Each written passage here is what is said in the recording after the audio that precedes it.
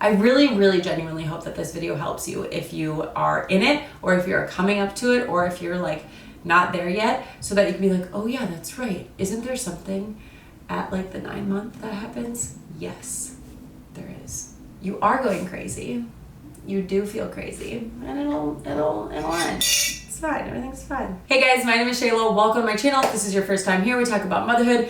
We talk about pregnancy. I'm not gonna get pregnant anymore, so we're not gonna talk much about that anymore. We talk about mindset. We do things kind of eco-friendly, hippie granola, but we keep things positive. We do it in a real way, but we swing it positive. I created a thought prompt flip book. So this, I was like on my phone a lot when I was nursing or going to bed, and I was like, I just want to not be on my phone. So these are thought prompts, make you think positive thoughts. What is something that I love about motherhood? What am I doing that's great? I also created a guide. This is the guide that I needed when I had my first. I've been working on mindset probably for like 4 years now. This guide helps you say, these are my circumstances. How am I gonna make it great? Because each of our circumstances are different. And if you're struggling, please consider getting this, because I just needed someone to hand this to me and say, no one's coming. Because I was like, who's gonna come and save me? Nobody is coming.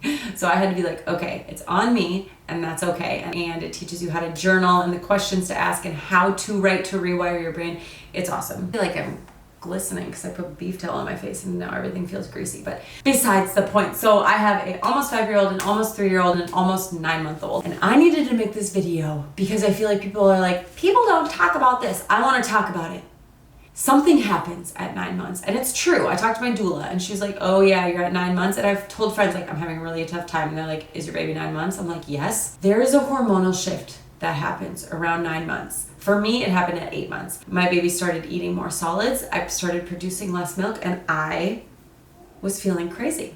And I think it's gonna be different for everyone depending on like when your kids start solids, or if you're breastfeeding or pumping, how long you breastfeed. Like I think the timeline will be different. There might be a time where your hormones plummet and you feel insane. Knowing that this is a possibility and might be coming helps. It helped me, because when I was like literally losing my mind, I was like, I know that this is hormones. I know, because this is my 3rd time, that it will change again. Like I'm not gonna feel like this forever, but oh my gosh. It probably lasted 2 weeks for me. And my husband's like, how can I help you? What do we need to do? There's one part of you that's like, I'm so glad that I know that this is hormones and that this will pass. Because you know that you're crazy. You know that you're feeling crazy and you don't know what to do about it. The other part is that you're like, I can't pinpoint anything. It would be easy to be like, it's because I haven't had enough me time. Teething, they're not sleeping. If you could pinpoint the thing, it would make it easier. And so to pinpoint hormones, it's really hard. It's what do you do? I started taking my Placenta Pills. That helped a lot. And I described it, I was like, I feel like I'm a glass that's filled all the way to the brim. And if like anything happens, I'm just gonna lose it. And lose it meaning like start bawling. One day I did get in the shower, and I just like, cause shower's grounding, right? So if you're like a nerd like me and you're like, okay, go out in the grass with bare feet, that's grounding. Get in water, in the ocean or in your freaking shower. Water is grounding. So I was like, I'm gonna go take a shower. We have an ice bath. I haven't done that yet because it's still cold outside and I just can't. Oh, I did stick my face in it one night and that did help. I got in the shower and I just sat on the floor, and you know when your like tears blend in with the shower and you're just like, I can't, I just pretended like it was a waterfall and I was just somewhere else, and I don't want to get on social media when I'm feeling like that, because I'm sick of talking about it.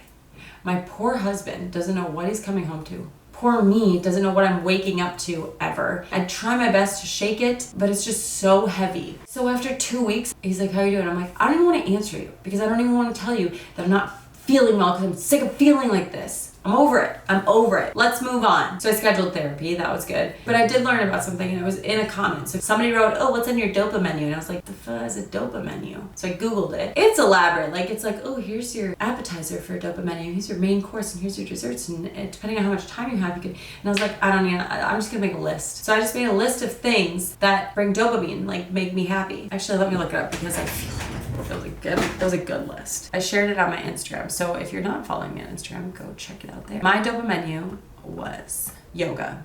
always. I'm looking this up on my computer. Yoga just brings me joy anytime. I said anytime, anywhere, anyway. Opening the windows in my house. Even if I like shut the door and just have the fresh air going through there, cooling it off, like it just refreshes the house. Or if it's nice outside, then I can turn off my like AC and my heater. Doing errands slowly. So if I need to go to Target or do an Amazon drop off with kids, if I commit to just like doing it slowly, it makes it a lot better. Decluttering. If I declutter in a day, I don't need to do anything else that day. Nothing. I'll be like, okay, kids, we're gonna declutter your clothes, or we're gonna declutter the bathroom closet, or just even this drawer. Like it is, eye contact is the most freaking grounding thing. I have realized that like, so I'll come home and he'll come in, I'll be working, I'll be like, hey, how's your day? And sometimes I don't even turn around. Or like, I'll be making dinner, I'll be like, hi. Like if I can pause and like make genuine eye contact, I was like, give me a hit of eye contact, give it to me. Same with my kids. If my kids are going nuts and I just like sit on the floor, these feel very greasy. That's a pet peeve of mine. If I just sit on the floor and like stare into their cute little eyes, it's the best thing ever. Dopa hit. Books in bed over screens in bed. So I guess I do a Kindle, it's still kind of a screen, but that is amazing. Journaling, if I just ask Seth for 20 minutes to go journal, transformed. I will float down the stairs. Going on a solo walk, which is always hard for me because I'm like, why don't I just take my kids? 10-minute timer plus music pickups. Yes, please. Turn on 2008 pre-game hits. 10 minutes can transform your house, just like boom. Everybody's dancing, we're cleaning the house. I feel so much better afterwards. And then just getting outside. Everybody knows that. Sunshine, fresh air, movement, outside, yes. I think now that it's getting warmer, that also is helping me kind of get out of this. I'm also starting to work with a clinical nutritionist again, Ooh Wow Nutrition, a food sensitivity test. We're doing a blood panel and we are doing a hormone test. I'm real excited about it.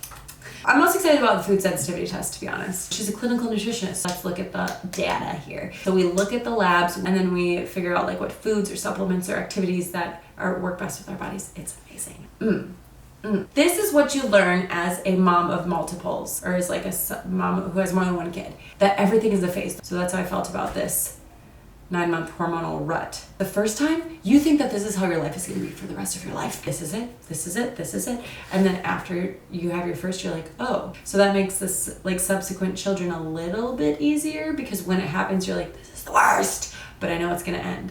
We're going to get to the other side. And I am going to start coaching. Well, I want to start coaching. It's on my list. Like, I don't know if I'm going to do it in a month or a year, but it's like on my, I want to do it. I went to school for psychology, so I love, let's work on yourself, being people's cheerleader, because I genuinely believe you can do whatever you want to do. So I put out something like, hey, would you like coaching? And somebody's like, yeah, but not from somebody who's also going through it at the same time. And I was like, I can never post anything about how I'm struggling again if I want to be a coach. But then I was like, no, that's not true, because the coaches that I like to see them struggle and then show me how they got out of it. So, and the person was very kind about it. It was a very kind message. I just wanted to share this so that if you start having this like 8-month, 9-month insane feeling, and it happens again when your baby weans. I remember this vividly. Your baby weans, your hormones do another tank. If they wean slowly, it's a little bit easier, a little bit gentler. But if they abruptly wean or you wean them, schedule some therapy for that time. All right, that's all I have to say about that. So there you are. Thank you guys for watching, and I will see you next time. Bye.